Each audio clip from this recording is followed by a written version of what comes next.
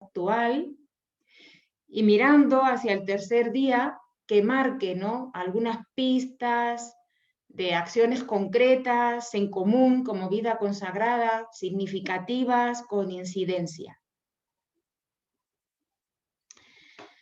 Bien, pues con todos estos deseos y que ponemos pues delante del Señor de la historia que acompaña este espacio, y en medio de todas las situaciones que vivimos, con todas las preocupaciones y trabajos pendientes, pues nos tomamos este tiempo, ¿no?, para pensar nuestro seguimiento a Jesús, para pensar el país en perspectiva del reino,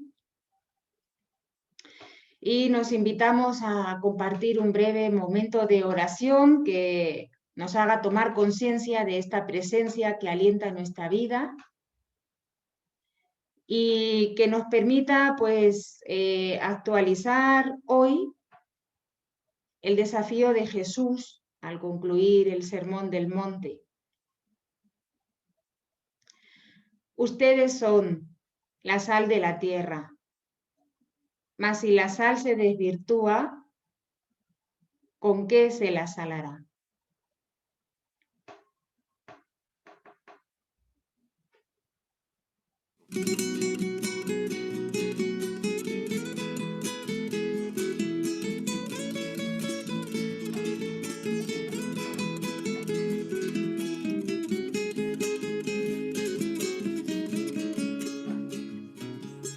Patria, no quiero verte más engañada por la palabra fácil de quienes hurtan.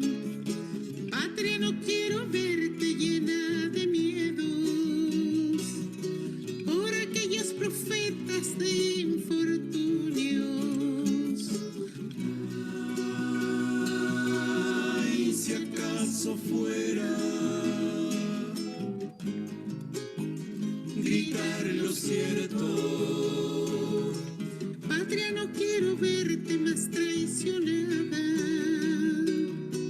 por aquellos serviles, los que se venden, los que ofertan el surco y las semillas, mercaderes de muerte y de silencios. Quiero una patria libre del hambre infame. Quiero un país viviendo con rostro altivo. Quiero una vida digna en este suelo. Quiero mil voces juntas cantando firmes. Quiero a mi patria libre, quiero a mi tierra. Quiero vivir luchando por este suelo. Patria, no quiero más rostros escondidos, ocultando el terror, violentando vidas. Quiero los rostros simples, llenos de vida, de quienes se llevaron, desaparecieron.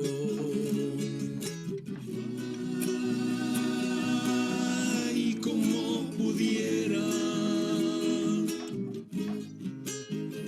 curar heridas. Patria, no quiero verte en mil pedazos, retaseada por dueños de las verdades. Patria, no quiero verte jamás sumisa a los caprichos vanos de dictadores. Quiero una patria libre del hambre infame. Quiero un país viviendo con rostro altivo.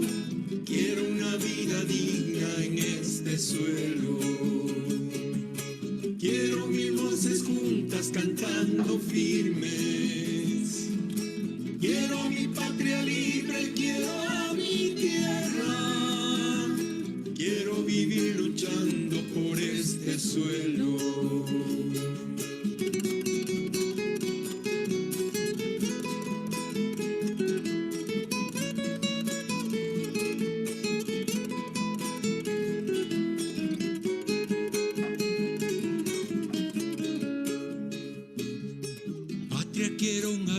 abrazo con mis hermanos, renacidos del fuego de las miserias.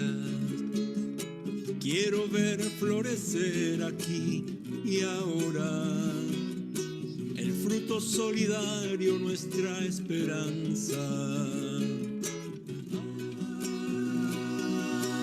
Ay, si así lo fuera, la paz tuviera. Quiero un país posible para mis hijos, para quienes la vida recién comienza. Quiero el aire limpio, amo la vida. Quiero ver la mañana de un tiempo nuevo. Quiero una patria libre del hambre infame. Quiero un país viviendo con rostro altivo. Quiero una vida digna en este suelo. Quiero mil voces juntas cantando firmes. Quiero a mi patria libre, quiero a mi tierra. Quiero vivir luchando por este suelo. Quiero mil voces juntas cantando firmes. Quiero a mi patria libre, quiero a mi tierra.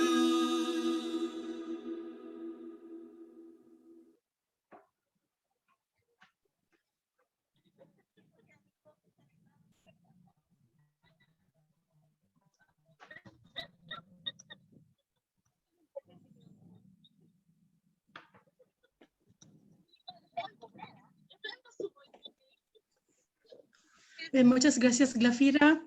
Damos la bienvenida a Juan Miguel y Raúl Pariamachi, quien van a dar las ponencias.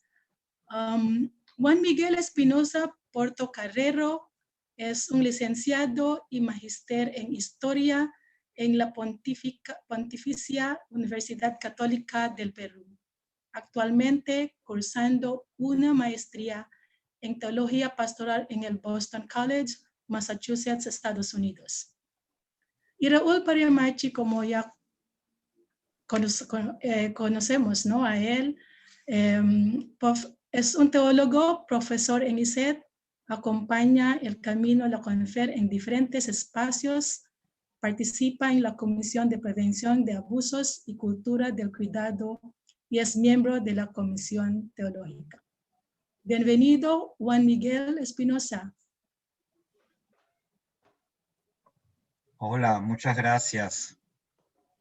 Muchas gracias por la invitación. Muy contento de poder estar aquí compartiendo con ustedes sobre un tema muy importante, como es esto del bicentenario de la independencia del Perú y además las distintas cosas que puede significar, ¿no?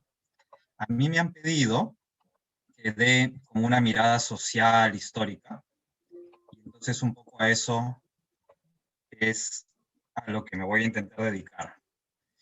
¿Pueden ver bien la presentación? Sí, muy bien. Sí, muy bien, gracias.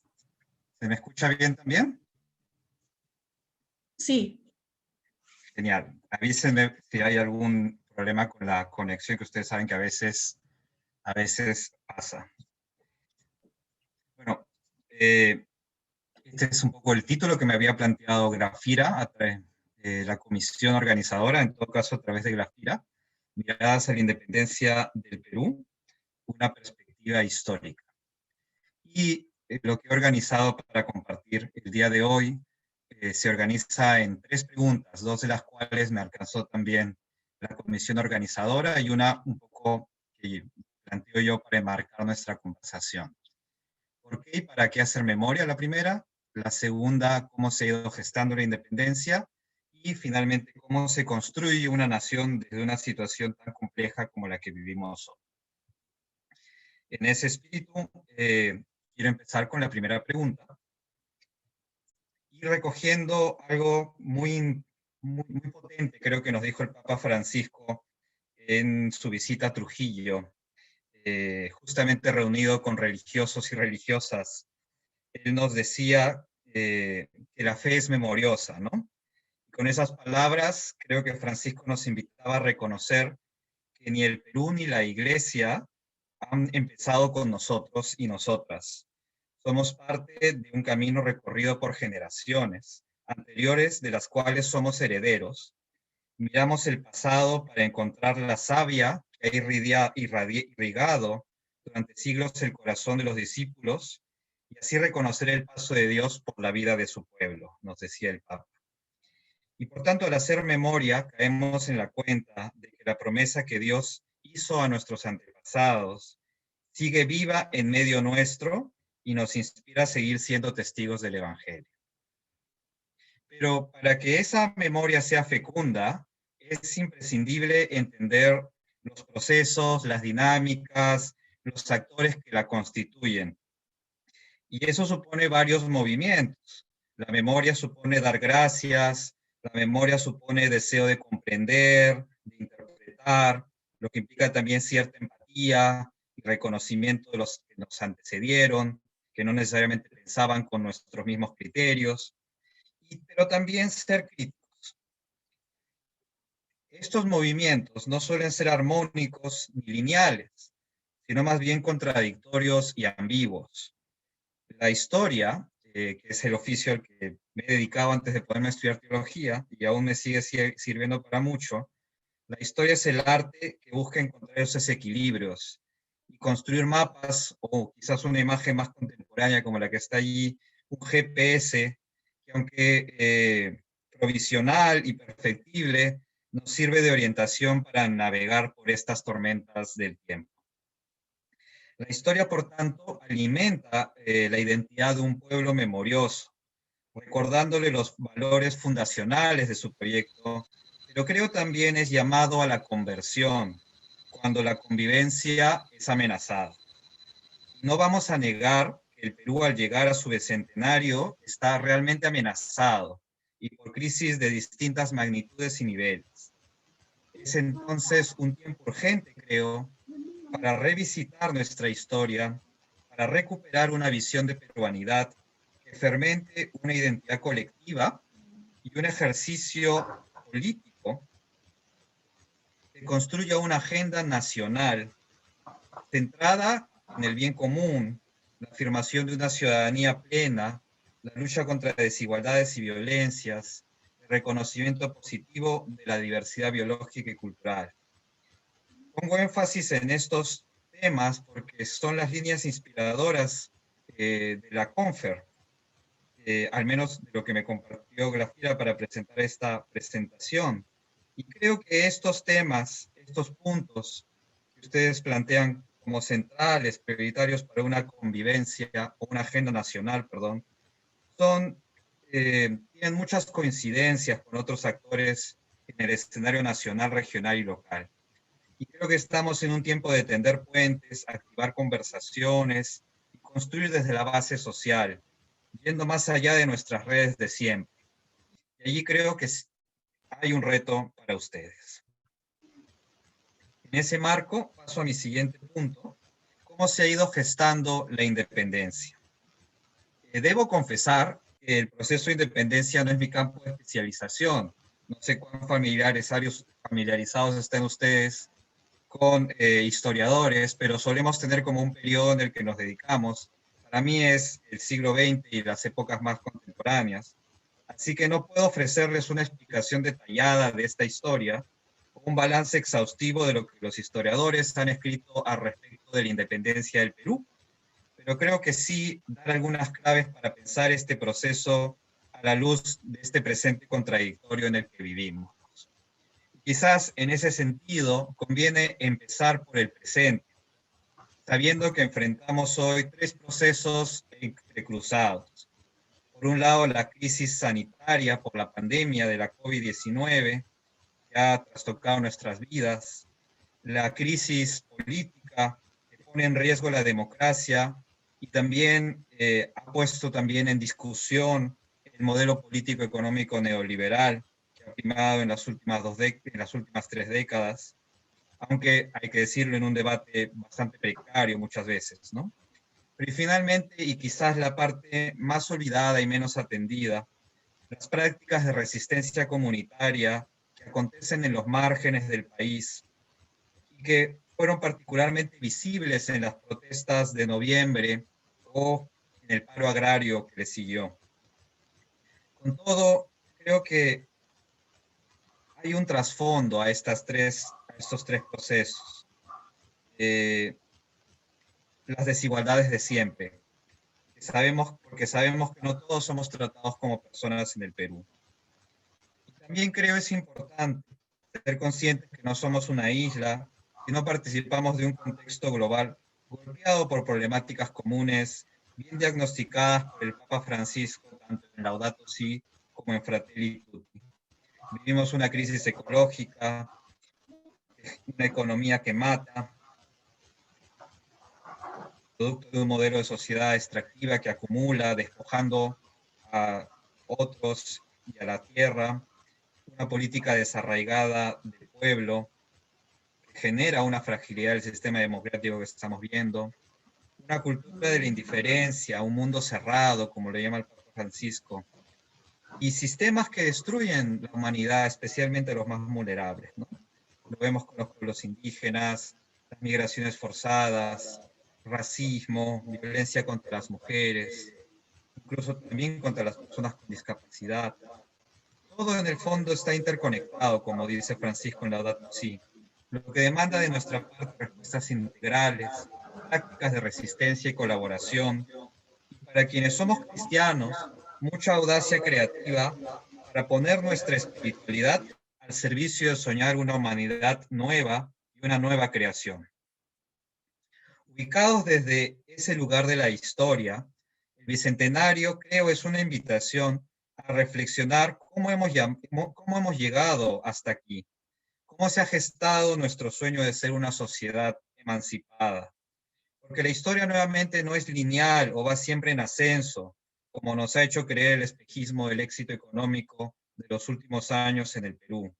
Más bien es un proceso en gestación, en el que nuevas generaciones se apropian de las conquistas de las anteriores, abriéndose a nuevas luchas mediante un diálogo intergeneracional. Nunca partimos de cero, y es importante reconocer eso. El Papa Francisco nos lo recuerda en la Fratelli Tutti, en el número 6 que está allí citado en la diapositiva, recordándonos que cada generación tiene que reconquistar lo que las anteriores conquistaron a nivel de derechos. Y en ese sentido, si estamos hablando del Bicentenario, me parece valioso partir de decir qué estamos conmemorando. No es la formación del Perú como entidad territorial, social o cultural, que se remonta a épocas anteriores, sino lo que conmemoramos es la constitución del Perú como una república soberana, inspirada en los principios del liberalismo político del siglo XIX, que nació de la Revolución Francesa y que sin duda tiene vínculos con otros procesos políticos, como la independencia de los Estados Unidos y las revoluciones latinoamericanas, que están íntimamente entrecruzadas con la historia peruana. Lo que conmemoramos es la transformación de una estructura política que dependía de un imperio europeo hacia la conformación de una estructura política autónoma a través de un proceso lento y contradictorio, que lamentablemente el tiempo no da para explicar en toda su complejidad. Por tanto, conmemoramos no un evento, sino el inicio de un camino en el que empezamos a soñar como una sociedad de hombres libres e iguales ante la ley. En el debate intelectual de nuestros días, a este camino se ha tendido a denominársele el proyecto republicano, donde quizás el rostro más visible de esta interpretación es la historiadora Carmen McEvoy. Según su lectura, la independencia inauguró un proceso político centrado en asegurar la igualdad de oportunidades para el ejercicio pleno de la libertad, el respeto de la ley y las instituciones, y la confianza o fraternidad entre ciudadanos. El Estado peruano se fundó para promover estos principios y la sociedad peruana fue forjándose al calor de esta cultura política que entendía a los sujetos como ciudadanos con derechos y deberes.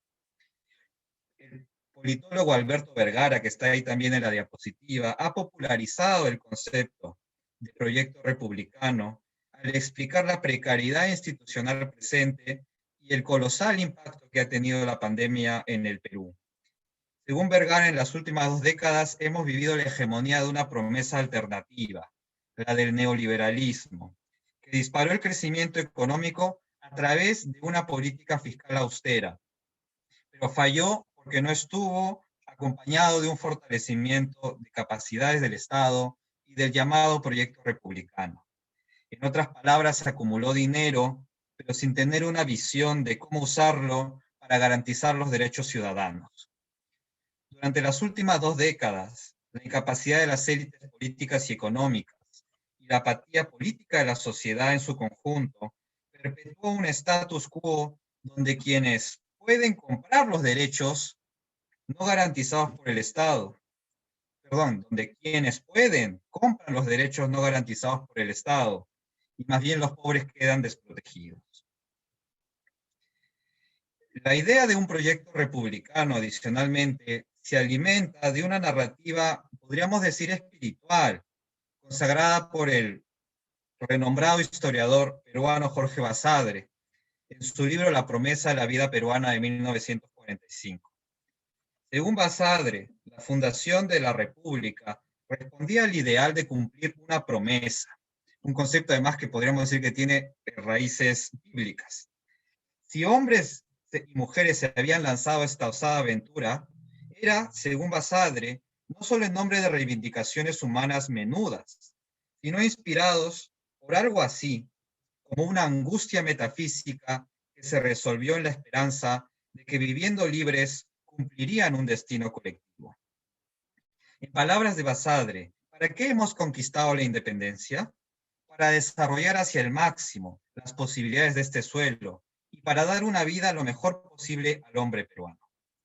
El ideal emancipador se había transformado históricamente, generando varios significados e idearios políticos. Pero lo que quedaba siempre es la promesa, en tanto anhelo de comunidad y fermento igualitario. Basadre recordaba 2 frases que sintetizaban este espíritu, las 2 que se remontaban a los años del proceso de independencia. La primera, firme y feliz por la unión, escogido como lema impreso en la moneda peruana. Y 2, somos libres, que conocemos bastante bien por el himno nacional. La promesa de la vida peruana era, por tanto, principio y fundamento de la República, elemento permanente que inspiraba, orientaba y proyectaba el devenir de las élites y las masas en el Perú, o al menos debería hacerlo. En sintonía con Fratelli Tutti, como señala la cita que ustedes tienen en la diapositiva, Basadre entendía este proyecto como una lucha política que debía renovarse en cada generación y forjarse desde la conciencia del propio contexto y sus desafíos, y con la participación de los ciudadanos, donde no podíamos, donde teníamos que cocinar y masticar nuestras propias soluciones. Basadre también alertaba de las amenazas a la promesa peruana, a la promesa de la vida republicana, afirmando que la experiencia histórica evidenciaba que el desarrollo material del país no debía ser una meta única, pero también alertaba de riesgo de proyectos políticos desconectados de la promesa y de la experiencia de los peruanos. Tenía aquí unas notas, pero las voy a saltar, para más bien mostrar de que para Basadre la incapacidad muchas veces de estos proyectos políticos o intelectuales estaba en que no lograban conectar y alimentar la dimensión espiritual de esta promesa. Era causa importante para entender los fracasos de la historia republicana, este divorcio entre política y promesa. Y además traía como consecuencia la perversión de los ideales republicanos y el ascenso de enemigos internos de la promesa que la estafaban y pisoteaban. Basadre reconocía a 3 enemigos que están ahí descritos en la cita larga: los podridos, los congelados, los incendiados. De ahí les puedo mandar el PowerPoint para que la revisen con calma. Esta mirada de un proyecto republicano creo también es importante mirarlo desde ojos críticos. Después de todo, la independencia fue una guerra dura y larga de 14 años, algo que no solemos decir cuando contamos estos acontecimientos. Y como todas las guerras de la historia peruana, dejó secuelas, heridas y conflictos irresueltos. Por tanto, hablar del proyecto republicano y la promesa en que está fundada requiere también de hacernos conscientes de sus contradicciones. En tal sentido, filósofos como Daniel Luna, Mikhail Mitrovic y Alessandro Caviglia, que los ven ahí en la diapositiva, han sido críticos de estos discursos de Macebo y Vergara, que pretende reconciliar el republicanismo con el neoliberalismo. Para ellos, la apreciación de Vergara hace presumir que el influjo del neoliberalismo se reduce a la dimensión económica cuando en realidad alcanza el campo de lo político y lo sociocultural.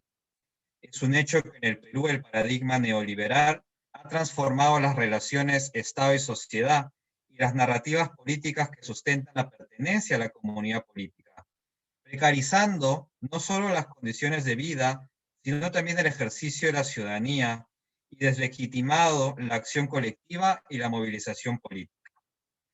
Por tanto, podría concluirse que el proyecto neoliberal es en sí un obstáculo para la democracia y los ideales republicanos, al menos como estos autores plantean.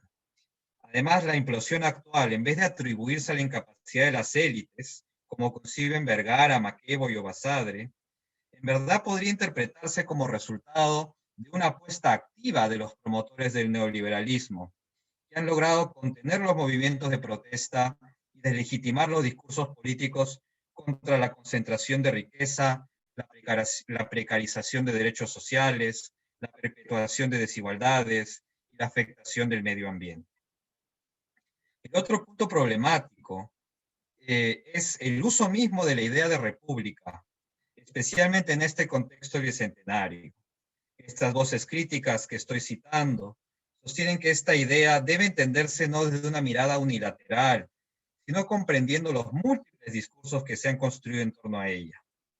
Eso implica enfatizar no solamente el ejercicio de la libertad individual, sino también el bien común, la lucha contra cualquier forma de dominación, el uso público de la razón, entre otras dimensiones.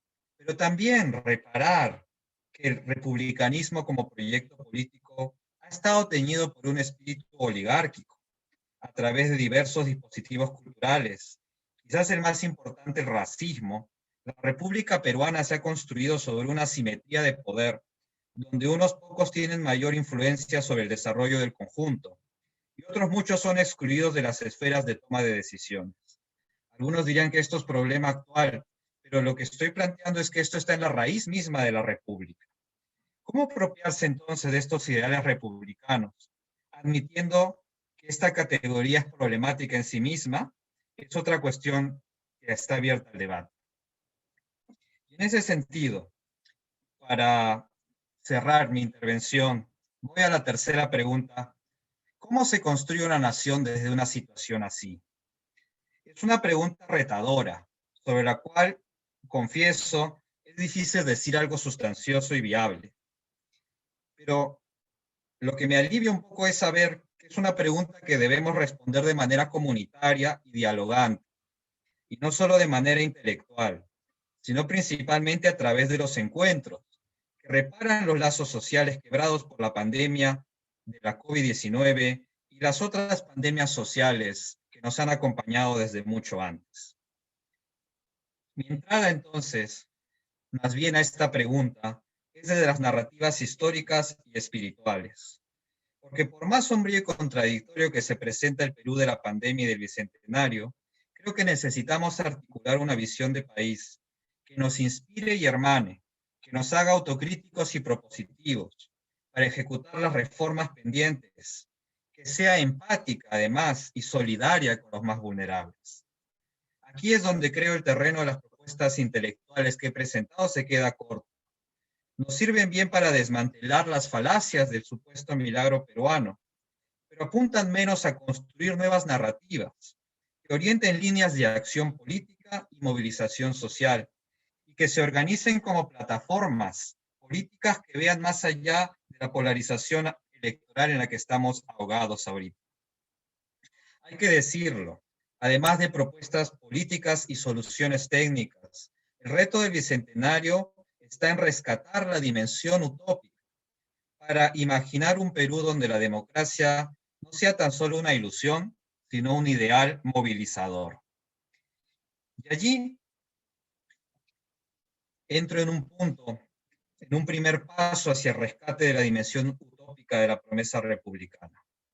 Esto pasa por disputar la hegemonía neoliberal que está tan presente en las narrativas históricas y en las identidades y en las maneras de entender la ciudadanía hoy. Narrativas que celebran el esfuerzo individual y el libre mercado como garantías del éxito material y soporte del enriquecimiento del país. El Estado está para los pobres, dicen estos discursos, y la acción colectiva más bien se ve negativamente, a menos que defienda el modelo vigente. En tanto ciudadanos somos reconocidos como emprendedores, consumidores y embajadores de la marca país, como recuerda ese comercial de hace unos años que está ahí en la diapositiva, Perú, Nebraska. Pero se nos niega esa condición si cuestionamos el modelo y la economía extractivista de acumulación por despojo. Quienes se organizan políticamente y protestan por derechos son tratados como perros del hortelano, radicales o son terruqueados. En la era neoliberal encontramos narrativas que refuerzan estas formas de dominación colonial y racista, recreando marcadores de exclusión, determinando quiénes son y quiénes no son plenamente ciudadanos. Un racismo que se manifiesta con mucha fuerza durante estas elecciones.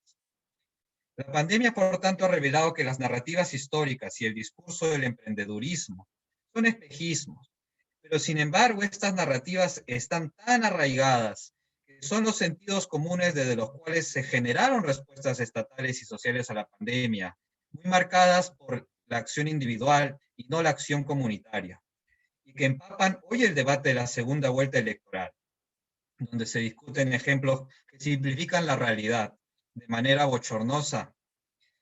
Nuestro debate público parece incapaz de mirar más allá. Y es por ello que el Papa Francisco llama a recuperar la conciencia histórica, justamente para cuestionar estas narrativas y ver que estas cosas no son la única forma de entrar a la pregunta por el Bicentenario, o a la pregunta por nuestra historia, a la pregunta por qué significa ser ciudadano en el Perú. Y en ese sentido, quiero terminar con este punto. Más que invitarnos a crear nuevas narrativas históricas que alimenten identidades ciudadanas, creo que lo que tenemos que hacer es buscar dónde están emergiendo estas nuevas narrativas. Sin mucho tiempo para expandirme en esto, quiero proponer algunos lugares donde buscarlas y reconocer, en tanto nosotros como cristianas y cristianos, en ellos lugares teológicos, espacios donde la revelación de Dios se actualiza, indicándonos dónde estar como discípulos misioneros para escuchar a Dios hablando y sumarnos al soplo del Espíritu. Las prácticas de resistencia comunitaria ante la pandemia para mí es uno de estos lugares, teniendo los comedores populares y ollas comunes, las familias dando la vida para salvar a sus seres queridos del virus, o creando modos de vivir su duelo, de honrar la memoria de sus difuntos. Las peregrinaciones de quienes fueron desplazados debido a una política de cuarentena que no tomó en cuenta los impactos sociales en la vida de los más vulnerables, y sobre todo los migrantes. En todos estos casos vemos iniciativas comunitarias, construyendo formas alternativas, resistiendo al imperio de la muerte. Y creo que allí es un lugar donde poder pensar qué narrativas, qué identidades están emergiendo para pensar un Perú distinto. Y también las protestas de noviembre del 2020 y la aparición de lo que se denominó en ese momento la generación del Bicentenario. Con estos dos jóvenes, Inti y Brian, colocados como mártires de alguna manera, mártires de la democracia, víctimas del sistema de una u otra forma. Si conocen sus historias, podrán reconocer que de alguna manera eran también parte de los descartados, y a la vez supervivientes que dieron lucha y que muchos están hoy empecinados en conservar su memoria y hacer justicia para ellos. Gente que ha creado altares, incluso para mantener viva esta memoria. Y también yo que trabajo con jóvenes en la Universidad Católica, las iniciativas de los propios jóvenes, en sus propios lenguajes, intentando generar memoria, intentando repensar el país, desde el Instagram, desde el rap, desde el TikTok, desde sus propios lenguajes. ¿Hacia dónde nos llevan estos ímpetus? ¿Y en qué medida pueden articularse como una narrativa identitaria y un proyecto común, que reconociendo los claros oscuros de nuestra herencia republicana y los excesos del modelo vigente, pueda afirmar una acción política propositiva?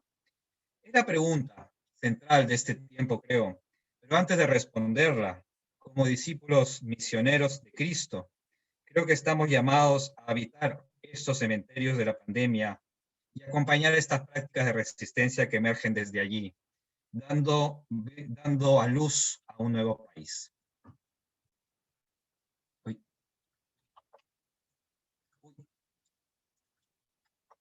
dijeron 30 minutos y han sido 30 minutos.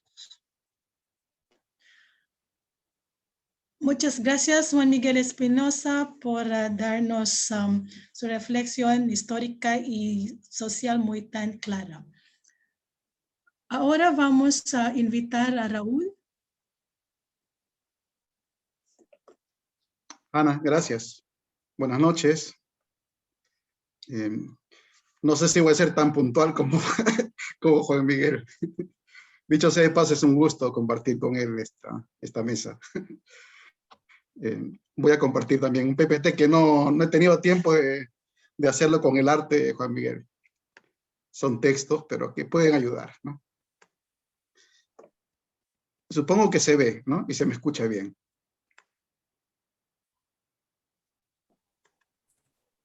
¿Se te ve? Sí, se ve Sí, bien. sí, muy bien. Escuchamos. Como uno nunca sabe, hay que preguntar.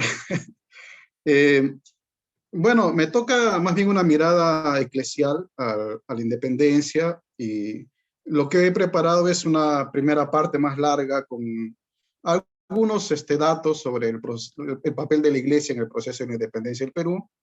No todos, obviamente, pero algunos. Y a partir de ellos, en una segunda parte, que será más breve, esbozar algunos aprendizajes que yo descubro 200 años después, ¿no? Un poco pretencioso, pero por ahí va el tema. Lo primero que me ha llamado la atención es lo que Kleiber, todos conocemos este historiador, llama el legado colonial de la Iglesia. Porque mientras uno repasa este legado, es inevitable preguntarse en qué medida, también decía esto Juan Miguel en otro ámbito, ¿no? En qué medida ahí podemos encontrar parte del origen de lo que somos hoy, obviamente, ¿no? Él caracteriza así este legado. Primero, una iglesia con una vida institucional débil en esa época, digamos en las vísperas de la independencia, debido, entre otras cosas, a la fuerte dependencia del poder político. Sabemos que la corona tenía un papel determinante, por ejemplo, en el nombramiento de obispos, en la constitución de los curatos, en la asignación de los diezmos, etc. También las rivalidades internas entre alto clero, bajo clero, curas criollos, curas españoles, entre curas seculares, diocesanos, y entre curas regulares o religiosos, diríamos hoy. Y las distancias geográficas, si son hoy una dificultad, imagínense en aquella época. Una segunda característica es la de una iglesia fraccionada, porque reproducía en sí misma las divisiones que caracterizaban a la sociedad colonial, ¿no? De hecho, mismo Kleiber dice en otro escrito que la iglesia de la época fue elitista y popular al mismo tiempo, ¿no? Es decir, abarcaba tanto las élites sociales como las clases populares, ¿no? Podríamos hablar incluso de la composición del clero, ¿no? O sea, españoles y criollos básicamente conformaban el episcopado y gran parte del clero, y los mestizos mucho menos. y además los mestizos tenían pocas oportunidades para hacer lo que llamaríamos hoy la carrera eclesiástica, ¿no? Y los indígenas fueron excluidos hasta, me parece, la mitad del siglo XVIII, ¿no? Salvo ciertos casos. Luego, esta relación patrón-cliente, ustedes dirán si sobrevive o no, en qué medida, ¿no? En la que el cura doctrinero asumía el rol de patrón frente a sus feligreses indígenas. En buena medida, el cura era un funcionario, ¿verdad? Y también un propietario, ¿cómo no? Luego el divorcio entre iglesia y religión, porque más allá de la liturgia, en su oficialidad, la fe se expresaba de manera predominante en las asociaciones piadosas y en las devociones populares, ¿no? El mismo Mariátegui, en su ensayo sobre el factor religioso, escribía que los misioneros no impusieron el evangelio, sino que impusieron la liturgia, ¿no? Muy sugerente esta frase, para decir como un signo de esta característica que le da al legado colonial Kleiber. Y la quinta, el divorcio entre ética y religión, es decir, ante la imposición rígida de normas públicas, se generaba lo que hoy llamamos, bueno, desde entonces ya, ¿no? El típico criollismo, que viene de la costumbre precisamente del grupo criollo de saltarse la regla, de sacarle la vuelta a la ley, o a veces de una doble moral instalada, ¿no? No era solo de los criollos, obviamente, de todos, pero era muy preponderante, digamos, en este sector. Entonces, retengamos un poquito esto porque al final quiero volver a hacer una pregunta respecto a este legado colonial. Dicho eso, voy a presentar algunos pequeños datos, digamos, unas fotografías de la independencia. La primera la he titulado Los idólatras del oro y la plata. Y me remito a la rebelión de Tupac Amaru y Micaela Bastidas, porque me parece que es muy paradigmática, ¿no? Para lo que yo quiero presentar. Aunque está 30 años de la independencia oficial, obviamente. La Iglesia tuvo un papel decisivo en el destino de la Revolución de 1780, ¿no? Sobre esto creo que hoy día hay menos dudas, ¿no? El obispo del Cusco, entonces, Moscoso y Peralta, no solo excomulgó a Tupac Amaru y Micaela Bastidas, haciéndolos ver como quemadores de iglesias, lo cual era gravísimo y les afectó mucho, ¿no? Sino que este mismo obispo aportó a la financiación de la represión de la revolución, exigió al clero, de esto hay varios testimonios, ¿no? Y escritos de ida y vuelta, exigió, digo, al clero que no abandonara las áreas controladas por los rebeldes, aún a riesgo de sus vidas, ¿no? Pidió que se hicieran campañas contra la sublevación, obligó a sacerdotes, religiosos, seminaristas del Cusco a enrolarse en las filas de defensa de la ciudad. Dicen que la gente en las calles del Cusco lloraba de emoción al ver que los curas marchaban por las calles para defender la ciudad, ¿no es cierto? Y por su parte, Tupac Amaru y Micaela Bastidas eran sumamente religiosos. De esto también hoy creo que no se discute. O sea, hay varios datos que dar, entre otros que siempre iban con un capellán a donde iban, ¿no? Y en fin, por la misma formación que había tenido Tupac Amaru y el entorno de Micaela Bastidas. Es más, sabemos que había un puñado de clérigos que respaldó la causa. Un puñado, digo, porque fueron poquitos, ¿no? Pero hubo, ¿no? Lo que quiero llamar la atención es en esta frase, solo he tomado esta frase porque no hay más tiempo, en una carta que le escribe Tupac Amaru al visitador Areche, y le dice: los corregidores, siendo bautizados, desdicen del cristianismo con sus obras, son enemigos de Dios y de los hombres, idólatras del oro y la plata, ¿no? Y se sabe que el visitador Areche se quejaba de que las proclamas de la rebelión de Tupac Amaru y Micaela Bastidas estaban plagadas de citas bíblicas. El mismo Tupac Amaru no solamente usó esta imagen de los idólatras, sino también la de Egipto, ¿no? La liberación de Egipto. También usó la imagen de David y Goliat, por ejemplo, ¿no? O sea, es interesante todo este imaginario, digamos, que hay en torno a la rebelión de carácter o de inspiración bíblica, ¿no? Evangélica. En todo caso, sabemos la historia, esta rebelión fue sofocada, y Charles Walker, en un libro publicado hace poco, sobre una síntesis de sus investigaciones sobre la rebelión, dice que Tupac Amaru y Micaela Bastidas buscaban un levantamiento que dejara a la iglesia intacta, lo que probó ser un objetivo difícil si no imposible, en los Andes virreinales, al menos en esos años, ¿no? Un segundo punto es el que titulo Tender un puente entre la fe y el mundo. Sabemos que la Iglesia contribuyó significativamente a la formación del programa ideológico de la independencia, ¿no? De varias maneras, que no vamos a explicar ahora. Y aunque la ilustración de ese momento tenía una índole predominantemente reformista, no separatista, sin embargo abrió las puertas al movimiento de la emancipación del Perú a los pocos años. Tres personajes que destacan, ¿no? Y yo quisiera mencionar estos tres.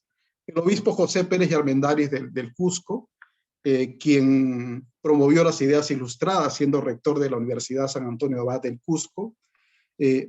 Bajo su tutela se formaron casi todos los líderes de la que sería la revolución cusqueña de 1814, ¿no? Gran revolución, la más importante antes de la independencia. De hecho, fue el único obispo peruano que respaldó un movimiento separatista, ¿no? Luego está Juan Pablo Vizcardo Guzmán. En su juventud fue jesuita y cuando expulsaron a la Compañía de Jesús, él fue exiliado a Europa y él abogó abiertamente por la total separación del Perú de España, ¿no? Y llegó a escribir esta famosa carta a los españoles americanos. Y por supuesto el sacerdote Toribio Rodríguez de Mendoza, quien fue rector del Real Convictorio de San Carlos por, me parece que 32 años, y que sabemos que en esas aulas carolinas de San Carlos se educó toda una generación de jóvenes que lucharían por la independencia del Perú, entre ellos, por ejemplo, José Faustino Sánchez Carrión, pero no el único, muchos, ¿no? Se cuenta que ya anciano, Rodríguez de Mendoza se sintió muy orgulloso al ver que un tercio de los representantes al primer Congreso de la República en 1822 eran formados en San Carlos, ¿no? Se habían formado en las aulas carolinas. Este personaje es muy significativo, ¿no? Por ejemplo, Noé Ceballos, varios conocen a Noé Ceballos, ¿no? Que fue presidente de la CONFER y rector del ISEP, ¿no? En su momento, ya fallecido. Escribió un libro hermoso que se llama Toribio Rodríguez de Mendoza o las etapas de un difícil itinerario espiritual, fíjense, ¿no? Y allí él dibuja este recorrido, este vital que hace Rodríguez de Mendoza desde su fidelidad al monarca hasta su juramento de la independencia, el 15 de julio de 1821. Y dice que Toribio Rodríguez de Mendoza fue un hombre de frontera entre las tensiones del Perú de aquella época. Y como teólogo ilustrado, quiso tender un puente entre la fe y el mundo, valiéndose de la ideología liberal en la medida que prometía construir una sociedad tolerante y humana. Un tercer dato lo he titulado Combatir por los hermanos americanos. Y con esto ya entramos al siglo XIX, ¿no? Donde no cabe duda que en el temprano siglo XIX es visible la presencia de sacerdotes y religiosos, sea a la cabeza de los ejércitos criollos o arengando a las tropas rebeldes en Quechua.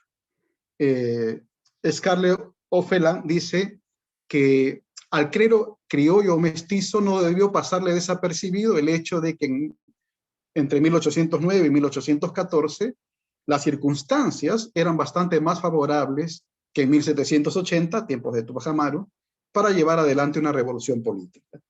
Y si en tiempo de Tupac Amaru era solo un puñado de clérigos que apoyaron la rebelión, fue distinto a partir, sobre todo, de 1812 a 1816, ¿no? Por ejemplo, podríamos mirar rápidamente tres datos. El primero es la presencia de sacerdotes y religiosos en la conspiración de Aguilar y Ubalde en el Cusco, que según Kleiber revela que existía un sentimiento revolucionario en el interior de la iglesia. No es que toda la iglesia era revolucionaria o estaba a favor, ¿no?, de la emancipación, ni siquiera de alguna reforma. No era así. La iglesia en su mayoría estaba opuesta, ¿no?, precisamente porque era funcional al sistema colonial. Pero eso no niega que había un grupo, un sector, ¿no es cierto?, de gente de la iglesia que sí estaba a favor del cambio. O, por ejemplo, la sublevación de Huánuco en 1812, donde hubo una alianza clarísima y fuerte entre criollos e indios indígenas, se explica en buena medida por la intervención precisamente de sacerdotes y religiosos. Y qué duda cabe que el compromiso activo de sacerdotes y religiosos en la gran revolución del Cusco, ¿no? Empezando por el propio obispo, ¿no?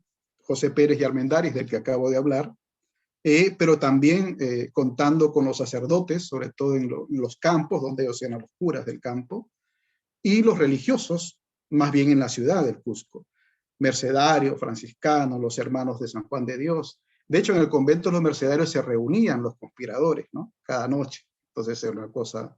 Y uno de los hermanos Angulo era además cura, como sabemos. Claro, esto generó, porque el movimiento ya era más pronunciado, generó lo que podríamos llamar una polarización entre el clero, ¿no? Durante la revolución del Cusco. Y yo he seleccionado dos textos que son muy ilustrativos de esa polarización. No los únicos, obviamente, pero fueron los que más me llamaron la atención. Por un lado, una proclama del cura Ildefonso de las Muñecas, famoso, ¿no? Porque él lideró a caballo la campaña del Alto Perú en la revolución de 1814, ¿no? Y él dice esto: compatriotas, reunidos, todos no escuchéis a vuestros antiguos tiranos, ni tampoco a los desnaturalizados que, acostumbrados a morder el freno de la esclavitud, os quieren persuadir que sigáis su ejemplo. Despedazadlos y haced que no quede memoria de tales monstruos. Así os habla un cura eclesiástico que tiene el honor de combatir en cuanto puede en beneficio de sus hermanos americanos. Y por otra parte, un fragmento breve del edicto pastoral del obispo Luis Gonzaga de la Encina, obispo de Arequipa, que era un opositor férreo, sin duda, a la revolución nacida en el Cusco, pero que se extendió hasta el Alto Perú y hasta Arequipa, ¿no? Dice él: abrid pues los ojos, amados hijos, y considerad cuántas desgracias vendrán sobre nosotros si prevaleciese el sistema de la rebelión. Temed todas las desgracias temporales que os amenazan con evidencia si prevalece el partido de la insurrección contra el rey, y si alucinados os dejáis llevar de sus seductoras máximas, y no las contrarrestáis defendiendo los derechos de vuestro soberano. Temed también los castigos eternos con que el Señor castigará a los que desprecien a su lugarteniente sobre la tierra. Pero esto nos hace ver o asomarnos al menos a la polarización, ¿no? Que había, por lo menos en el sur, en parte del sur del país en ese momento. Un cuarto punto de datos, digamos, es lo que he titulado la religión y la patria, porque por una parte, en cuanto a los obispos, una visión panorámica, digamos, de los obispos de la época en la encrucijada de la independencia del Perú, nos hace ver que casi siempre respaldaron al virrey, ¿verdad? Era normal eso, ¿no? Varios de ellos eran españoles, además, nacidos en España, quiero decir. Pero conforme iba avanzando la campaña libertadora, transaron con San Martín o después con Bolívar para que la obra de la iglesia no se detuviera, ¿no? Cuando los sucesos se volvieron críticos, casi todos salieron del país. De hecho, después de la batalla de Ayacucho solo quedaron 2 obispos, ¿no? Y en realidad uno solo de ellos fue el que después lideró la iglesia peruana, el obispo Goyeneche, ¿no? Primero muchos años obispo de Arequipa y después unos 11 años arzobispo de Lima.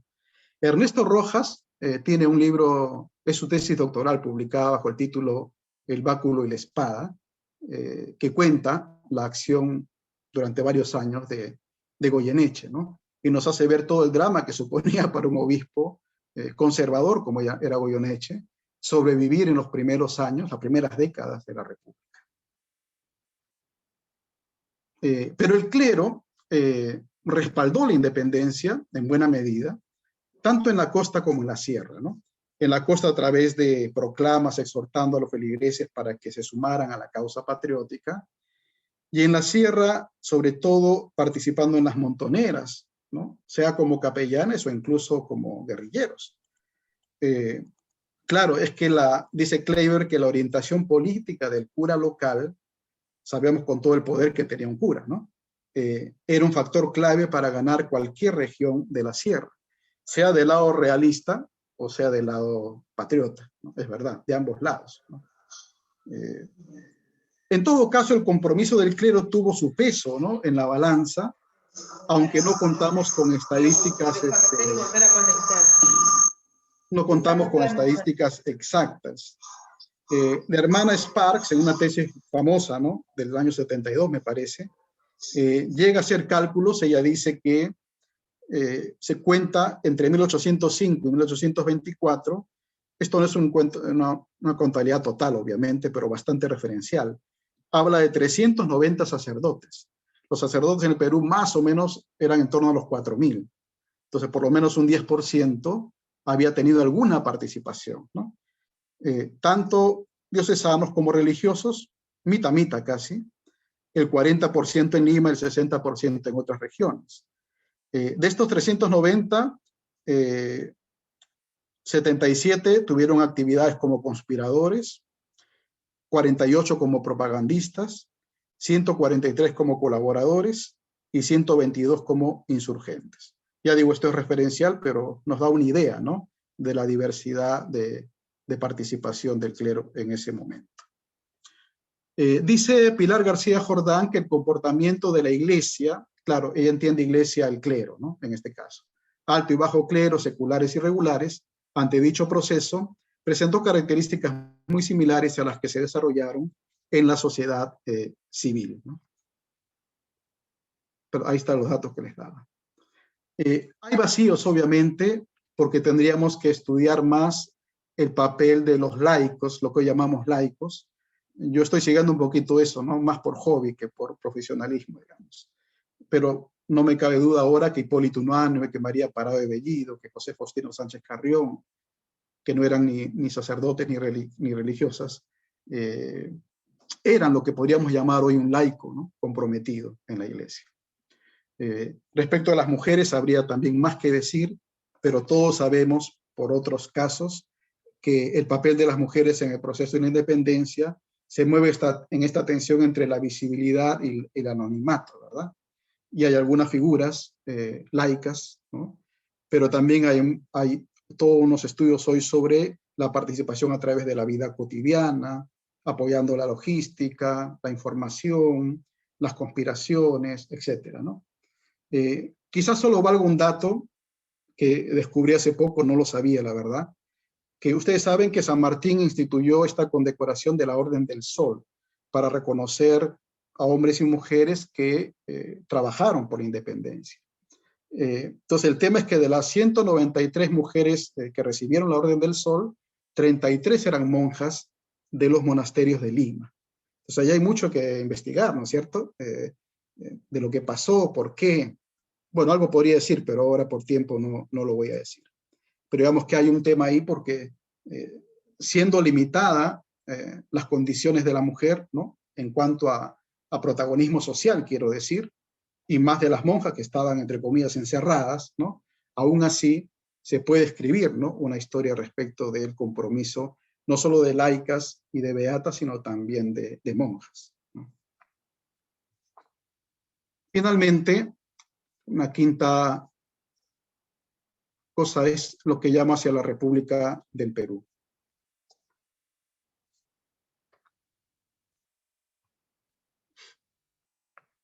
Un ratito que a veces se cuelga esto. Bueno, ustedes saben que el acta de la Declaración de la Independencia se firmó el 15 de julio de 1821. Lo que quizás no sabemos mucho, porque claro, no se dice a cada rato, es que de las más de 3.000 personas que firmaron esta acta, 1/3 de los firmantes fueron sacerdotes y religiosos, ¿no? Y el primero de ellos fue el arzobispo de Lima, Bartolomé de las Heras. Y se conocía la adhesión de clérigos, proselitistas, capellanes, asistentes, no solo de diocesanos, sino de religiosos. Carlos Aburto publicó hace poco un resultado parcial, supongo, ¿no?, de su investigación, sobre la participación de los dominicos, por ejemplo, ¿no?, en el proceso. Un estudio muy sugerente, ¿no? Supongo que hay algunos así respecto de otras órdenes, no lo sé, la verdad, ¿no? Pero menciono esto como referencia. San Martín se preocupó por lo que llamaríamos la legitimación religiosa de la independencia del Perú, ¿verdad? De hecho, saben que luego del 28 de julio, el domingo 29 de julio, hubo la misa solemne, el Te Deum, el sermón patriótico, ¿verdad? La liturgia católica después continuó como fuente de legitimación de los actos del gobierno, como había sido en el virreinato, exactamente igual, ¿no? Y se tendió ahora un puente, digamos, entre Palacio y la Catedral, que subsiste hasta hoy. Se mantuvo la referencia a Dios, en este caso en la juramentación de la independencia, de los congresistas, de la primera Constitución de 1823. Como ya dije, San Martín creó la Orden del Sol y puso a Santa Rosa de Lima como su patrona. Hay que saber que 5 años antes, en el famoso Congreso de Tucumán en Argentina, se eligió a Santa Rosa de Lima como patrona de la independencia, ¿no? Y luego otros datos que ustedes pueden revisar después, como la declaración de la Virgen de las Mercedes como patrona de las armas de la República, esto fue al año siguiente, en 1823, etcétera, ¿no? Finalmente, la Iglesia desempeñó un rol relevante en los orígenes de la construcción del Estado. Se sabe que en el debate que hubo, ¿no?, entre el 22 y el 23, respecto de cuál era la mejor forma de gobierno para el Perú, si la monarquía constitucional o el sistema republicano, en las discusiones también hubo sacerdotes en ambos lados, ¿no? Como José Ignacio Moreno del lado pro monarquía o Mariano José de Arce en el lado pro república.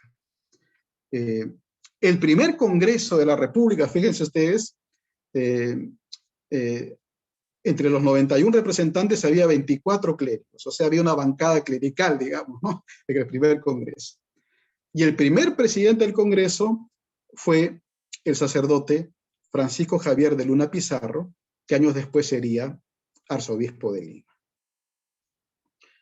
Bueno, esta es solo una mirada rápida, pero que creo que sirve para darnos cuenta de en qué medida participó la Iglesia en este proceso amplio de la independencia.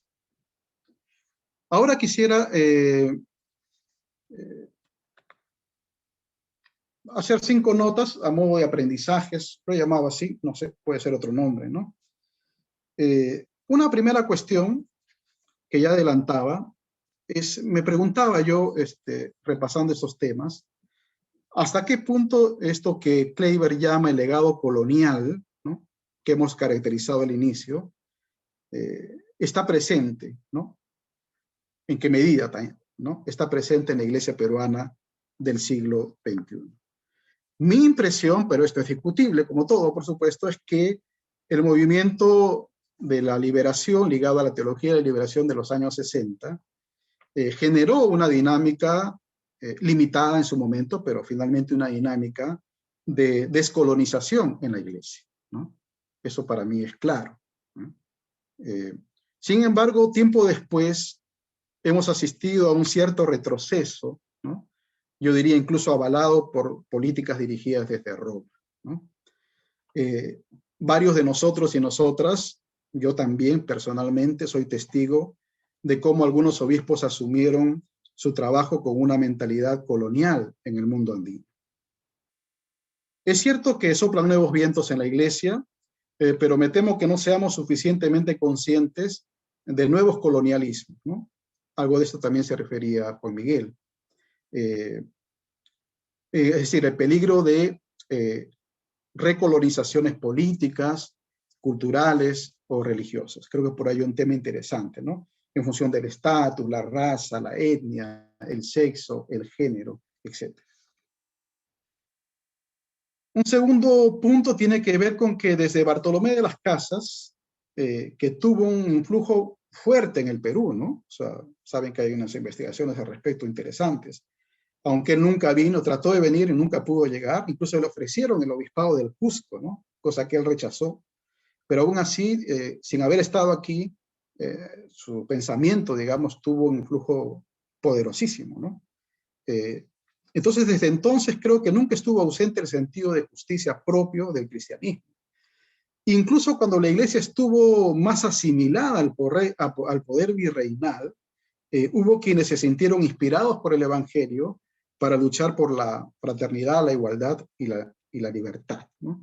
Denunciando a los idólatras del oro y la plata. La iglesia actual en el Perú, esta es otra opinión muy personal, creo que está marcada por lo que podríamos llamar el giro neoconservador de hace 30 años. De esto Juan Miguel podría hablar más porque es su especialidad, ¿no? Pero es lo que yo llamo así, el giro neoconservador de los años 90, digamos, en la iglesia peruana. Que devino, diría yo, en clericalismo, en sacramentalismo, en moralismo, descuidando la dimensión social de la evangelización, ¿no? Durante la pandemia se ha activado en buena medida la diaconía social de la iglesia, a través de la asistencia urgente con alimentos, medicina, oxígeno, etcétera, que todos celebramos, obviamente. No obstante, valorando eso muchísimo, corremos el riesgo de un nuevo asistencialismo si es que no incorporamos también las dimensiones biopolíticas, socioeconómicas y ambientales de la crisis que vivimos, ¿no? Y me temo que como iglesia no estamos muy preparados para ese factor, digamos. En tercer lugar, fue notable, ¿no? O sea, yo algo he podido transmitir aquí, pero si uno se mete en el tema, fue notable la contribución de la iglesia en aquella época a la formación de lo que podríamos llamar el programa ideológico de la independencia, ¿no? Y el clero diocesano, ojo, tuvo más que el clero religioso incluso, un rol clave, ¿no? Porque en general el clero religioso, las órdenes eran más vistas como expresión de la colonia, ¿no? En cambio, en la iglesia peruana actual se hace evidente la crisis del clero. De esto podríamos hablar mucho más, ¿no? Pero estoy anotando simplemente las cosas. No solo porque tenemos cada vez menos pastores, o sea, no solo no entiendo la cuestión de números, sino porque la formación del clero suele ser cada vez más básica y elemental, ¿no? En muchos casos, quienes han accedido, hablo de clérigos, a una educación de mejor nivel, han estudiado una teología que yo llamaría predominantemente monodisciplinar, intraeclesial e intradogmática, ¿no? Sin tender un puente entre la fe y el mundo, como Toribio Rodríguez de Mendoza, ¿no? Entonces creo que se hace urgente un esfuerzo institucional de promoción de la enseñanza y la investigación en la teología en un diálogo con la cultura y la ciencia, ¿no? Cuarta nota, muchos miembros de la iglesia participaron activamente en la emancipación del Perú. Clérigos y laicos intervinieron en política explícitamente a partir de sus convicciones de fe. Es decir, pusieron sus creencias religiosas en correlación con sus acciones políticas, que esta es la clave de lo que yo ahora estoy modestamente investigando, es decir, cómo en los personajes, hombres y mujeres, pero también en el laicado, en el pueblo de Dios en general, en torno a la independencia, se ponen en relación o en correlación las creencias religiosas y las acciones políticas, ¿no? No pretendo traer mecánicamente realidades del pasado al presente, pero creo que el giro neoconservador de la iglesia peruana coincidió, ojo, con el debilitamiento de la participación política y la organización social en el país en los años 90, en la década fujimorista, con consecuencias desastrosas, por ejemplo, para el proceso electoral que vivimos en estos momentos. Vemos, por lo menos yo veo, que buena parte del laicado y del clero no se entusiasma con el programa trazado por Evangelii Gaudium, Laudato Si y Fratelli Tutti. Es mi impresión. No he hecho un estudio de campo, obviamente. Alguien tendrá que hacerlo, no sé si existe, pero tengo la impresión de que es así. Me atrevería a decir con todo respeto que a muchos pastores les es simplemente indiferente. En el Perú Bicentenario creo que estamos llamados a responder al desafío que nos lanza el Papa Francisco en Fratelli Tutti, de rehabilitar la política al servicio del bien común, ¿no? Desde una visión integral del amor político. Me estoy pasando el tiempo, pero ya acabo. Y finalmente, hace 200 años, el Perú empezó a transitar de un sistema colonial a un sistema republicano, con todos los caminos tortuosos que van a venir, que sugirió Juan Miguel, ¿no? De qué significa la república, obviamente. Pero sin duda esa fue la intención. Es verdad que había la tensión entre una élite criolla y los indígenas no suficientemente tomados en cuenta, etc. Todo eso es cierto. Pero globalmente se quiso transitar por ese camino, donde los habitantes no fueran súbditos regidos por leyes discriminatorias, sino ciudadanos con igualdad ante la ley, ¿no? Algunos dicen que somos una república inconclusa, en este sentido. Otros más pesimistas dicen que somos una república fallida, ¿no? Pero sin ir tan lejos, mi pregunta es si también nosotros como iglesia estamos acompañando al país en este camino, ¿no? De construir república, de construir ciudadanía.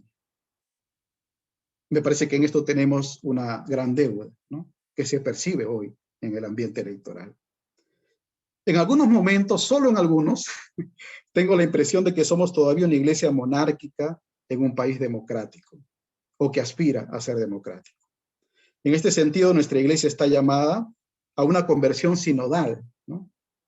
A esta forma de vida en el caminar juntos, que se realiza en la corresponsabilidad, en la participación, en la deliberación. Eso supone una conversión de toda la iglesia. Y creo que solo así la iglesia será cada vez más creíble, como diríamos una diaconía en la promoción de una vida social bajo el signo de la justicia. Quiero terminar diciéndoles que estos temas, y me agradezco la invitación, me emocionan, ¿no? Me emociona saber que nuestros antepasados en la religión y en la patria soñaron con una nación fraterna, libre, justa, ¿no? Con oportunidades para todos. Y me pregunto si estaremos a la altura, ¿no? Quizás por mi edad me pregunto si podremos heredar a las futuras generaciones una iglesia servidora de su pueblo. Bien, muchas gracias.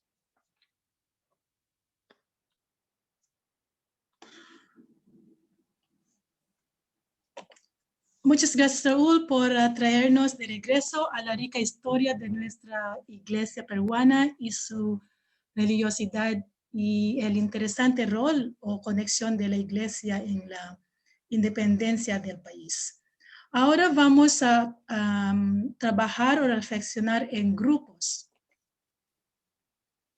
Está en la pantalla la...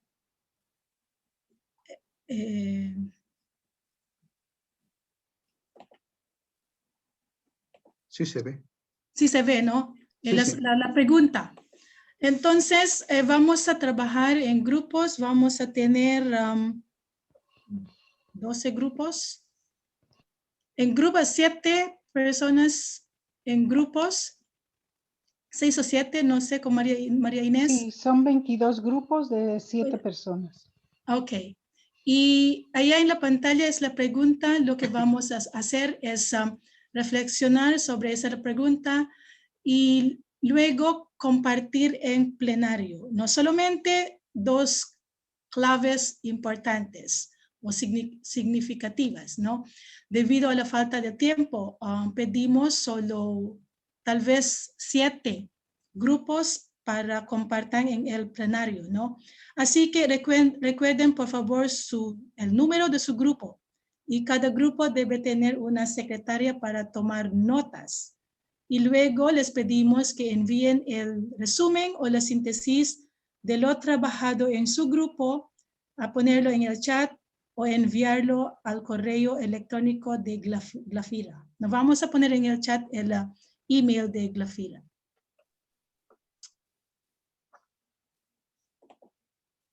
Ok, entonces, miradas a la independencia del Perú, lo que hemos escuchado sobre social y eclesial, y reflexionamos con la pregunta ¿cómo se ha ido gestando la independencia?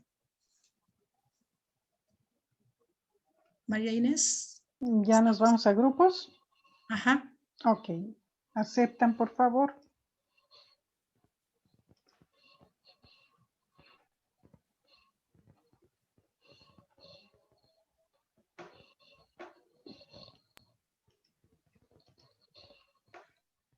Si aceptan, por favor.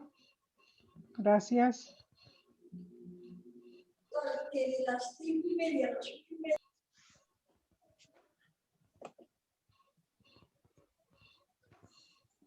Acepten su grupo, por favor.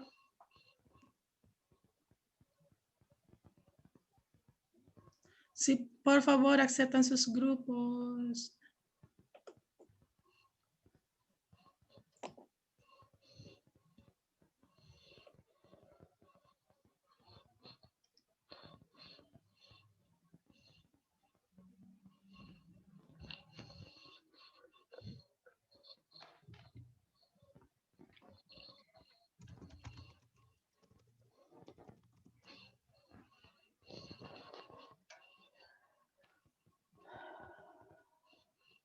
¿No han aceptado varias, por favor?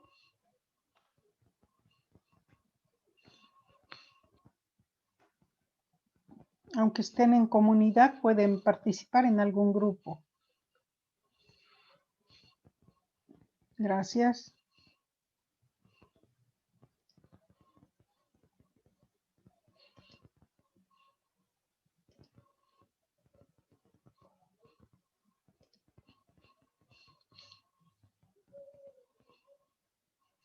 Todavía hay 35 personas acá.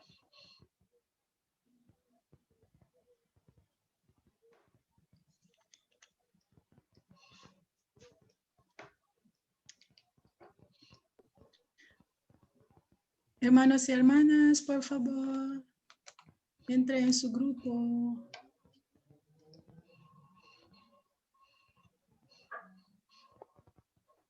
Y no sé si pusiste el correo de Glafira para que Sí, voy a poner. ponerlo en las salas y ahí lo vayan poniendo sus Y el opiniones.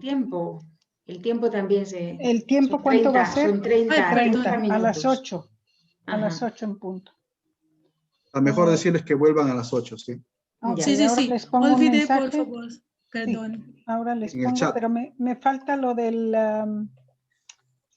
Sí, voy a ponerlo en breakout rooms. El correo. Te pongo mi correo, María Inés. ponlo en el chat y yo lo pongo acá en el mensaje. So, tú también puedes entrar a las salas, ¿eh? Por si Ajá. acaso. Poner un mensaje, transmitir un mensaje o pónmelo en el chat y lo pongo.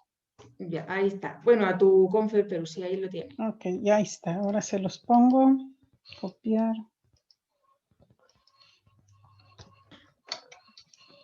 Algunos se han marchado, se nos olvidó decir que había un comentario final para animar a que... Pero bueno, hay gente que de repente ya tiene el tiempo justo.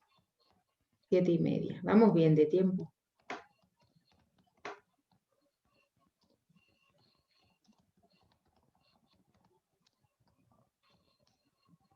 A ver, nosotros hemos salido, Esther y yo, porque solo estamos 2.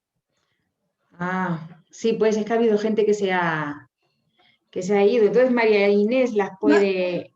A ver, Para que nos... ahora voy a intentar crear otra sala y se van. No, o métenos en otro grupo de los Ok, existentes. voy a ver cómo Súmanos está. a otro. ¿Sí? Es que nos parecía como muy pobre.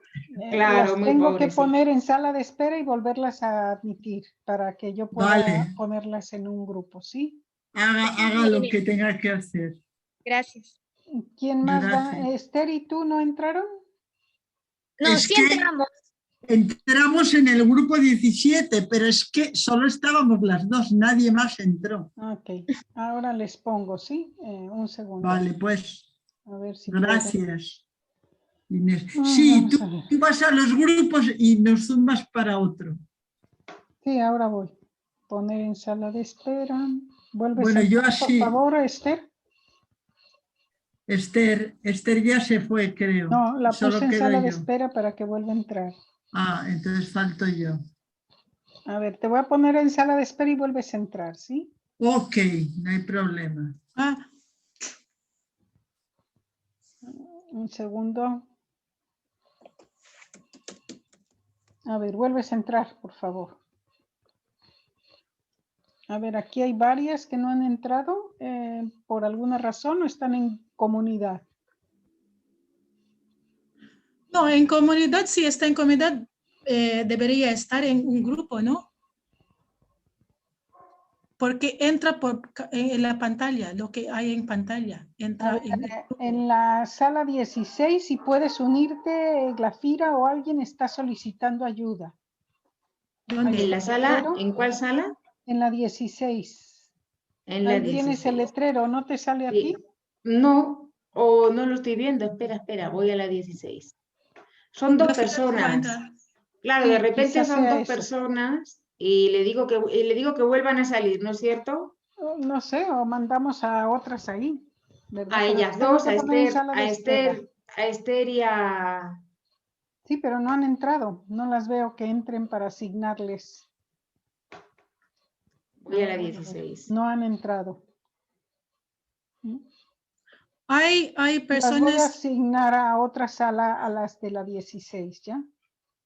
Ok, 14, 15. De hecho, nada más estás tú ahora. Y Dipa. Ahora la Perdón. pasamos a la sala 8. Listo. ¿Quién más? Yo, Marina, soy Benedicta. Benedicta. Te voy a poner en sala de espera y vuelves a entrar, ¿sí? Perfecto, gracias. ¿O en qué grupo estabas? Creo que estaba en el 12, pero nadie hablaba y se empezaron a salir. A ver, entonces, ¿aceptas o ya no puedes aceptar el 12? A ver, No, 12 era. No, como quieras, lo que tú quieras. Ok, ahora estoy entrando con estas a moverlas a la sala. Un segundo, ¿sí? sí, es que en sala 12, Mariana, solo hay 2 personas. Sí, es que en unas están 3. Vamos a Sí, ver pues, si da. Depas, que estaba en la 16, estaba sola, también le dije que saliera. Oh, yo ya puse una en la 16. Bueno, Ya, y también a Dipa la puse ahí. muy bien. La 16 17 está bien. tampoco. 17, vamos a asignarlas, no hay nadie. Sí, Esther, porque tenemos todavía 30 en la sala. 16. Ok, ahora las mando, ¿sí? Las que no han entrado ahorita las ponemos donde no hay. Ya, yo estoy atenta si algún grupo más pide ayuda y te digo. Sí.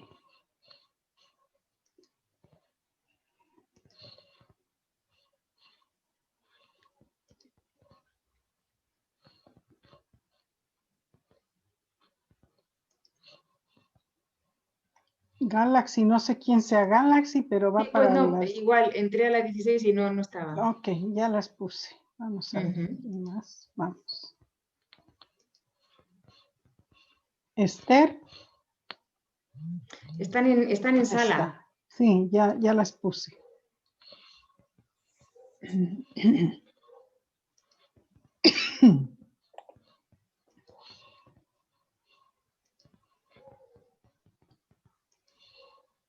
Claro, el problema es que cuando hay gente que se va, te desarma un poco. Exactamente. Se descomponen los grupos. Claro, mañana sí. puedes armarlos recién terminando la exposición o necesitas tiempo, ¿no? Si es aleatorio. No, o sea, se arman en 3 minutos, 2 Por eso. minutos. 2 minutos, sí. Antemano se puede hacerlo, pero... Claro, entonces mañana mejor cuando termine, digamos, Cecilia, ahí recién arman los grupos con los que se queden, ¿no? Con los 130 que se han quedado, creo. Algunas no entran, no sé si ya, ver. Ya, creo que ya están. Dominicas no han entrado. Hay 27 en sala, en la sala. Las dominicas igual ¿no hacen un grupo entraste? solas. ¿Esther? No, nos has puesto aquí, pero no nos has dado. Isabel también está esperando, creo. Ahora Sí. voy. Un segundo, por favor. Sí, hay todavía Isabel, ¿dónde personas en la estarás? sala. Isabel, ¿qué? Isabel Migueles. Migueles. ¿Pero en qué grupo estabas tú, Isabel? En el 17, A en ver, el déjame 17. Pero en la sala 17 solo estábamos Esther y yo. Esther y tú. Ya. Un segundo, sí, por favor, ahorita. Sí, cómo no. En la 17, No hay nadie, está vacía. Zúmbame para otra. Claro, ahora, donde, sí, donde nada más sí. que ahorita ya no estás. No, pero tú entras en grupos ¿Quién y es Sor cuando te salen, Carolina? cuando ¿Carolina? te salen todos los grupos, tú zumbas para ahí. Yo por lo menos hago eso. Sí, hay que enviarlas al grupo. Donde sea, Ya, ¿no? A donde todos. sea. Sí. Yo Donde les sea. hago eso, les Te voy a empiezo poner a en dar sala de vueltas. espera y vuelves a entrar, por favor, otra vez. No, pero tú eres la que me vas a meter de sala de espera. Yo no te puedo. No, pero no me tienes que poner en sala de espera. Tú vas a la Claro. sección. No, tú vas a la De sección de grupos. grupos. Ya. Ya lo saqué, lo siento. Asignar, a ver, yo, por ejemplo, a la 9. Ya. A ver, ¿dónde estás? Esto. No sé qué hice. Ya, Que te otra vez. busco. Es que no Tu te, es que audio, no te veo. Tu audio, Es que no, Isabel. es que no te veo, Isabel. Tampoco Esther, yo. mira, Miguel, Esther, Isabel, sí, se ve. tú ¿Dónde? vas ¿Dónde la ves tú? aquí. Mira, tú vas a la sección de grupos. Sí, ahí De estoy. grupos. Y no Y te veo. ahí, sí, estoy dentro. No, no te veo. Estoy buscando tu Estoy nombre dentro. y tampoco te veo. Isabel Migueles. Sí, pues. No estabas en el Estás en sala, 17. Isabel, pero no estás en grupo. No estás en grupo. Estoy en sala, pero Estoy en sala, tú me buscas en sala y me zumbas a cualquier grupo. Yo así A lo hago. cualquier grupo. Sí, por eso en los participantes, allí puede asignar individualmente, nuevamente, María Inés. O si Estás no, viendo agrega un grupo para crear las 27 25 que están esperando en la sala. ¿En dónde agrego el grupo? Ese es el punto. Vamos a ver si podemos. Sí, pues es que Sala no y me sale. vuelves a meter. No sales como. No sales. Bueno, ya, no importa. Pero ¿por qué no, Estoy con por qué no, ustedes, no importa. ¿por qué no sales?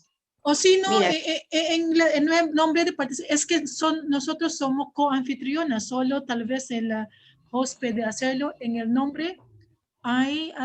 no, porque lo he hecho antes. Mira, la pongo en sala de espera. Le doy a unirse. Nos hacía en la segunda ponencia con un compromiso histórico y desde la sinodalidad, ¿no? Y a modo de una pregunta también en medio del conversatorio era plantearnos, ¿no?, cómo se orienta desde los colegios religiosos el compromiso con lo político y lo social de los jóvenes y las familias, ¿no? Eso.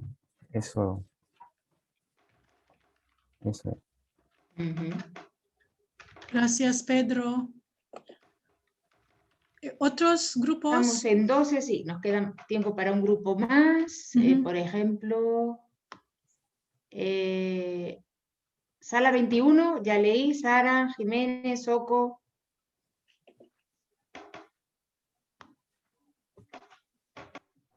Sala 22, Juanita, Gómez. Erlinda está levantando su mano. Ah, muy bien. Ahí. A ver, Erlinda, ¿qué grupo? ¿Qué sala? 20. 20. Adelante. Okay, quiero saber si me escuchan. Sí, ¿no? Bajito, un poquito más alto si puedes. Ok, hablaré más fuerte porque parece que es la máquina o no sé. Bien, somos del grupo 20 y... A ver, permítanme un momento porque...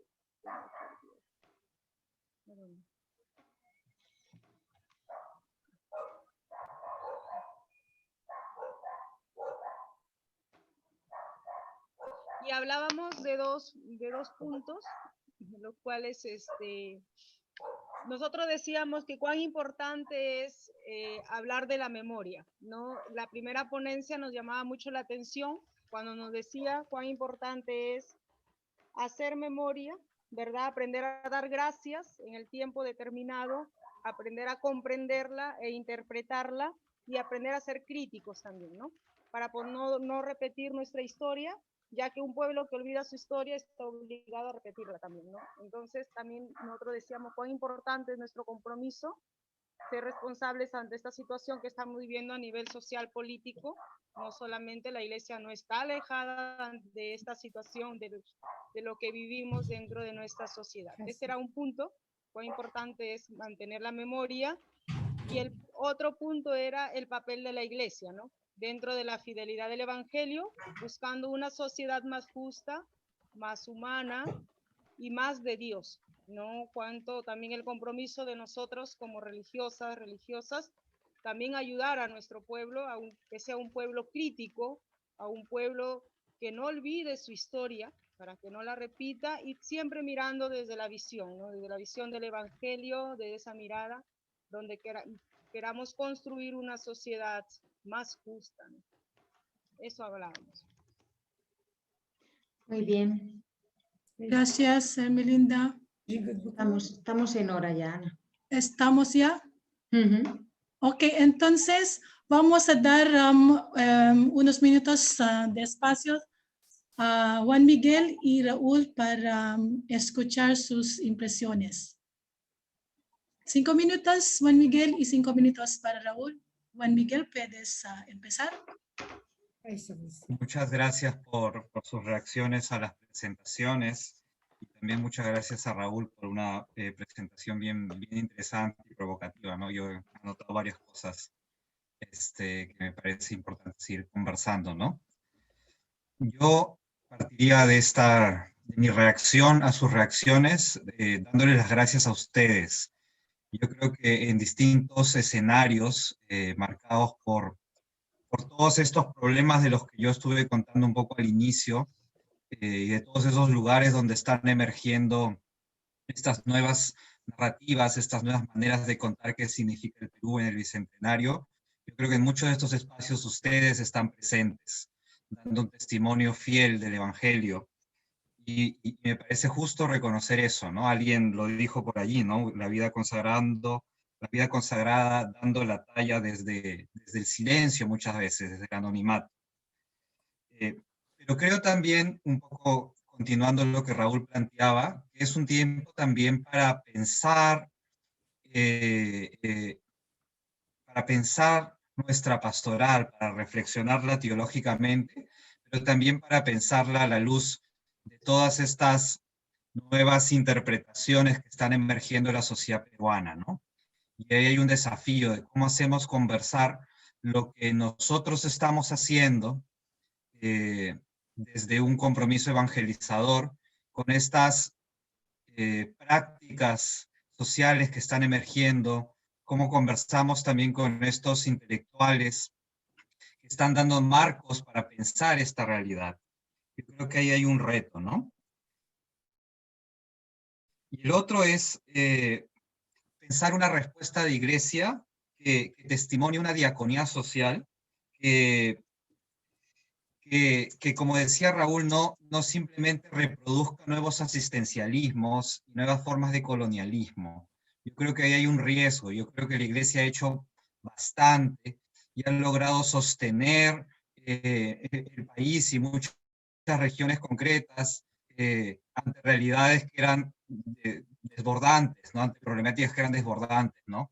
Pero creo que es importantísimo mirar cómo nuestra manera de hacernos presentes está, como decía Raúl, está cayendo en estas nuevas formas de asistencialismo, nuevas formas de colonialismo, o más bien como varios de ustedes han recogido en sus intervenciones, ayudando a potenciar la acción de las comunidades, ¿no? Ayudando a consolar a las víctimas, ayudando a hacer que la gente se haga cargo de su misma realidad, ¿no? No suplantando su acción, sino más bien colaborando con esa acción y aprendiendo de esa acción, ¿no? Porque como les decía, para mí desde ahí es que se está imaginando un nuevo país y nos toca estar presentes, recordando lo que nos decía el Concilio Vaticano II, somos nosotros sacramento, mediación de la salvación, ¿no? Lo primero será siempre la gente, ¿no? Y creo que muchos de ustedes lo tienen claro, pero me parece importante recordarlo como clave, ¿no? Y lo segundo y último, en esta respuesta de iglesia, yo creo que tenemos mucho la tendencia de mirar qué podemos hacer ad extra, qué podemos hacer hacia el mundo, pero muchas veces nuestra debilidad está en pensar cómo dentro de la misma iglesia muchas veces reproducimos, Raúl lo lanzaba como hipótesis, yo creo que es algo real, muchas veces reproducimos relaciones que no son plenamente afirmativas de ciudadanía, no son plenamente republicanas, por encontrar una palabra ahorita fácil. Yo creo que ahí hay que pensar mucho cómo nos toca mucho trabajo para descolonizar nuestras maneras de ser iglesia hacia adentro. Y la sinodalidad es un camino, pero la sinodalidad implica que todos estemos examinándonos y pensando cómo crear nuevas relaciones dentro de la iglesia y más allá de ella, que sean justamente eso, ¿no? Testimonio del reino, forjadoras de una comunidad de discípulos iguales, y también forjadores de un país donde todos tengan dignidad, ¿no? Entonces yo creo que hay un desafío hacia afuera, pero también hacia adentro, ¿no? Eso es lo que podría decir.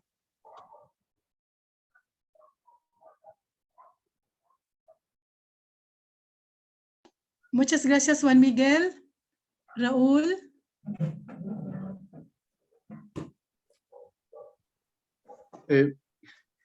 Sí, unos breves comentarios. También como Juan Miguel, felicitarnos por estos espacios de amplio diálogo promovidos desde la CONFER. En las intervenciones que ha habido de los grupos, creo que ha aparecido mucho el tema del compromiso de la Iglesia. Creo que eso es significativo, ¿no? Ver cómo la Iglesia, en el sentido amplio, por supuesto, ha sido parte de los procesos históricos del país, con sus luces y sus sombras, como se ha dicho en varios grupos.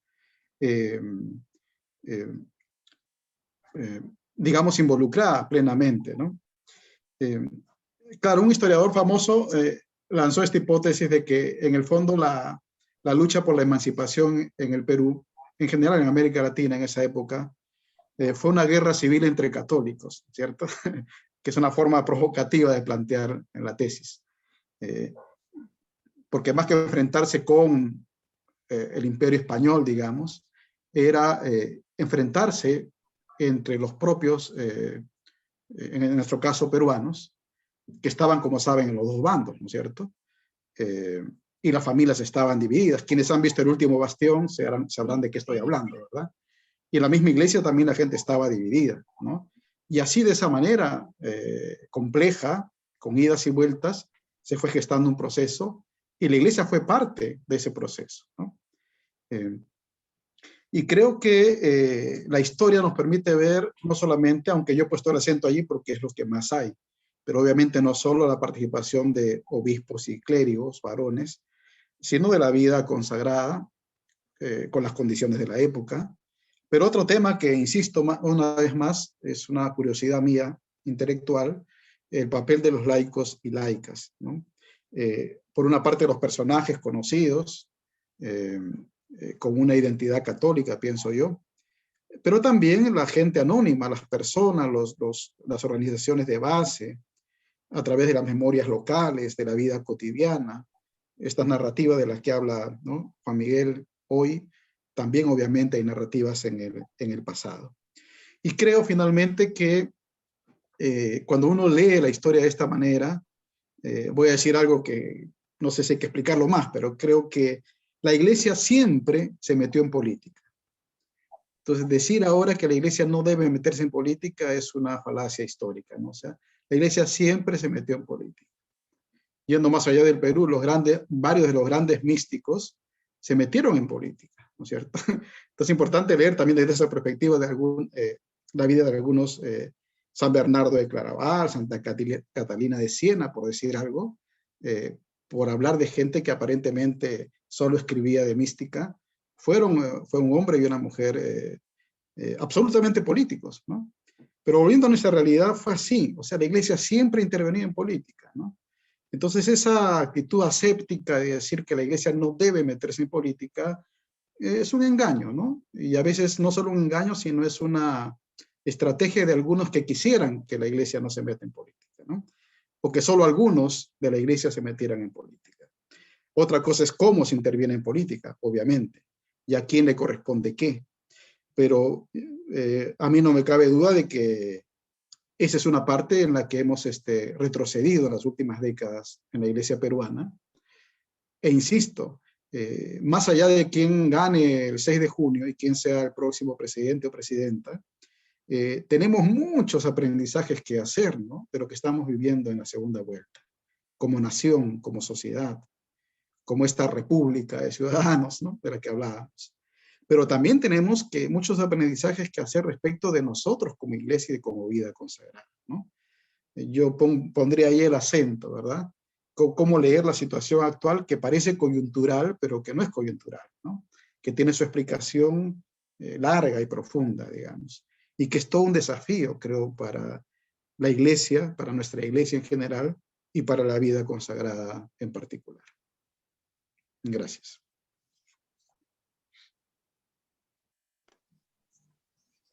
Muchas gracias, Raúl. Ya, acabamos. Vamos a terminar. En primer lugar, en nombre de los organizadores, las organizadoras de este webinar, el equipo de Comisión Teología, me gustaría agradecer a Juan Miguel y Raúl por compartir con nosotras, su sabiduría, llevándonos a la mirada social y eclesial en relación a la independencia de nuestro amado Perú. Muchas gracias también a todos y todas ustedes por su tiempo, presencia y reflexión. Les esperaremos mañana a la misma hora, por favor. Muchas gracias.